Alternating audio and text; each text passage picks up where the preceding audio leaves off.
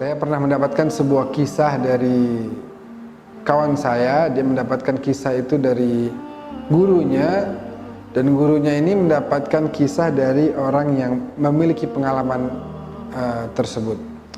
Jadi ceritanya, ada seorang ulama yang merupakan tokoh di masyarakat. Kemudian setelah masa tuanya itu, kemudian matanya ini menjadi tidak bisa melihat.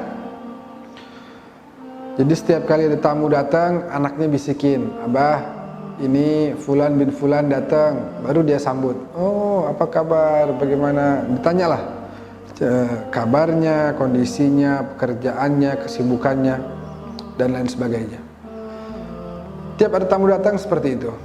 Sekali waktu ada tamu datang, kemudian dikasih tahu, "Abah, ini Fulan bin Fulan." Lalu kemudian dia sambut.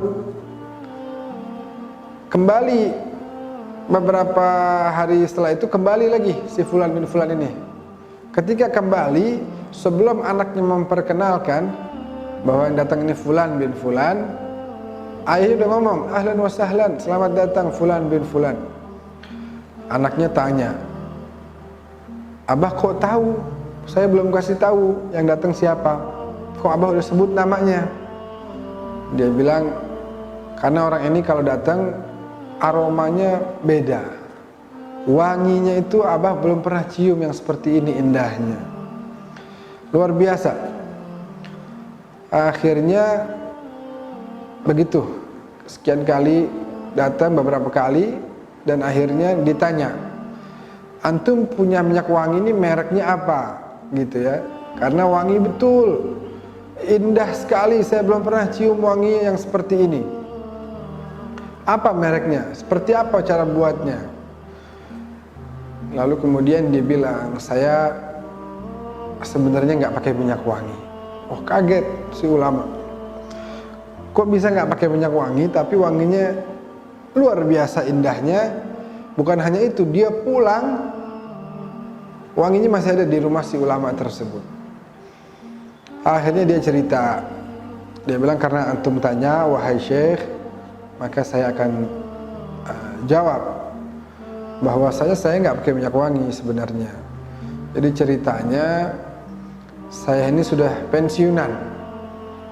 Karena sudah pensiunan, nggak ada kerjaan. Jadi dari pagi sampai malam, ya saya pegang tasbih, hanya baca zikir sholawat kepada baginda Nabi Muhammad Sallallahu Alaihi Wasallam. Baca sholawat tanpa menghitung jumlahnya. Pokoknya nggak berhenti.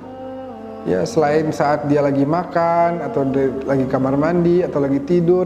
Selain waktu itu, dia terus bersolawat kepada baginda Rasulullah Sallallahu Alaihi Wasallam.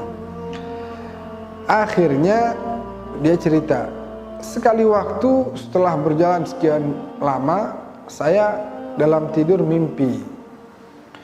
Dalam mimpi saya ini, saya melihat ada baginda Rasulullah Sallallahu Alaihi Wasallam. Lalu sebelah kanan saya ada 2 orang, sebelah kiri saya ada 2 orang.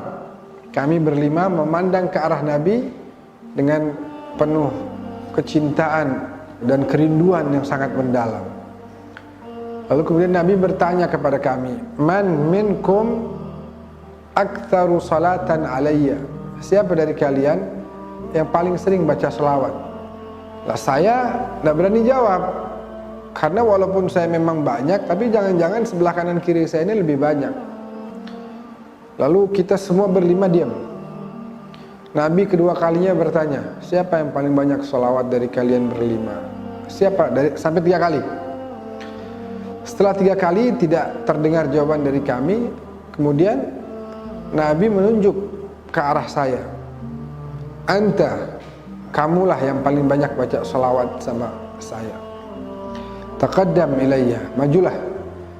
Lalu dia cerita, saya maju dalam keadaan menunduk begitu, berjalan ke arah Nabi menggunakan lututnya. Sampai ke depan Nabi, Nabi peluk saya.